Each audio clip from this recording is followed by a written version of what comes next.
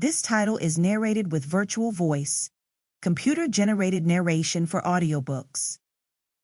Cole's Dilemma by Stephanie Fowers.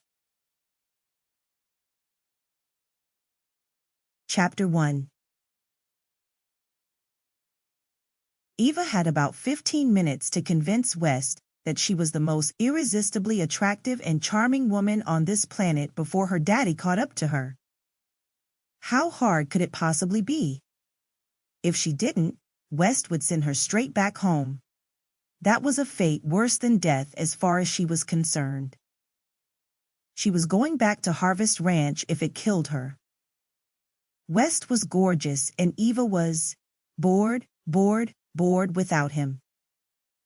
Sure, Eva had to slide her phone under her leg so she didn't have to see the number of messages from her daddy flashing across the screen.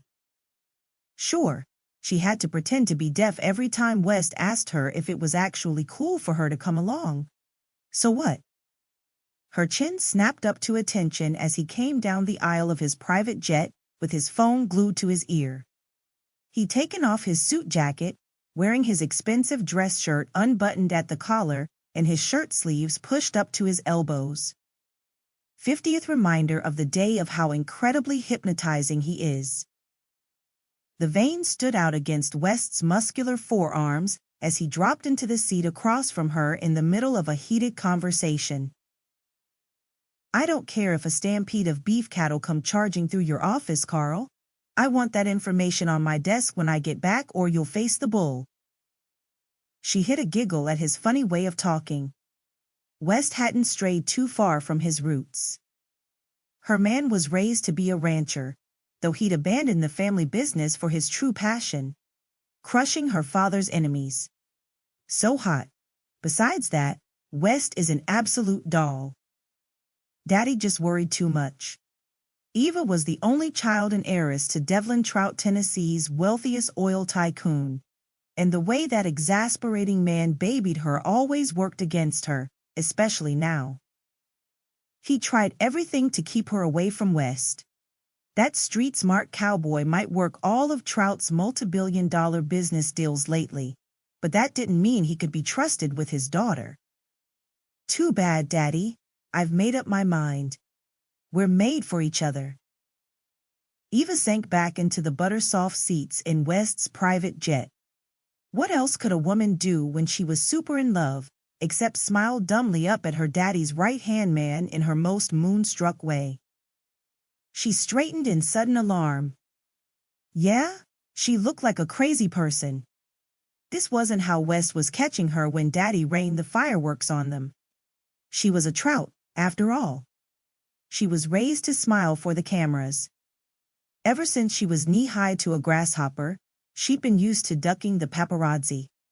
As her father moved from one woman to the next, she was the only constant female in his life.